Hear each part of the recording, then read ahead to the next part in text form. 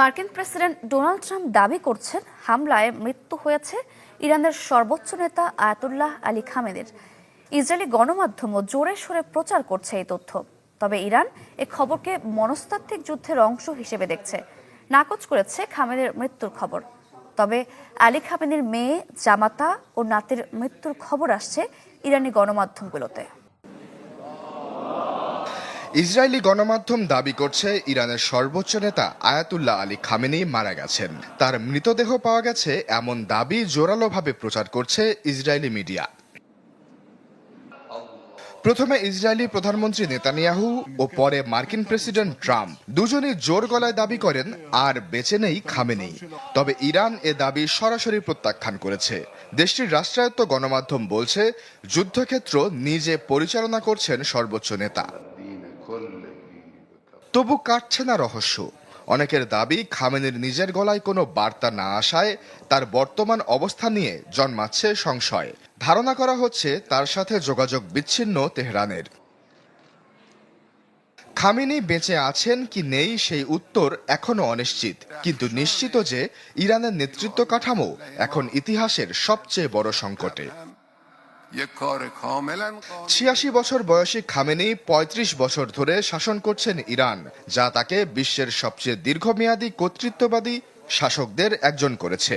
ইরানের সংবিধান অনুযায়ী সুপ্রিম লিডারই সর্বোচ্চ ক্ষমতার অধিকারী। বিচার বিভাগ, রাষ্ট্রীয় মিডিয়া, সশস্ত্র বাহিনী সবই তার নিয়ন্ত্রণে। ইরানের সংবিধানের ১১১ অনুচ্ছেদ অনুযায়ী সুপ্রিম লিডারের মৃত্যু হলে প্রেসিডেন্ট, বিচার বিভাগের প্রধান এবং গার্ডিয়ান কাউন্সিলের একজন বিচারক নিয়ে গঠিত ৩ সদস্যের একটি কাউন্সিল নতুন নেতা নির্বাচিত না হওয়া পর্যন্ত সাময়িকভাবে দায়িত্ব পালন করবে। কিন্তু এই মুহূর্তে সেই কাঠামোই সংকটে। রয়টার্স বলছে ইরানের প্রতিরক্ষা মন্ত্রী আমির নাসির জাদেহ এবং IRGC commander Mohammad Pakpour Israeli হামলায় নিহত হয়েছেন। একই সাথে তেহরান সিটি কাউন্সিলের এক সদস্যের দাবি খামেনির জামাই ও পুত্রবধূ দুজনই হামলায় নিহত হয়েছেন। এই অবস্থায় উত্তরাধিকারের সাংবিধানিক প্রক্রিয়া চালু করাই এখন কঠিন হয়ে পড়বে।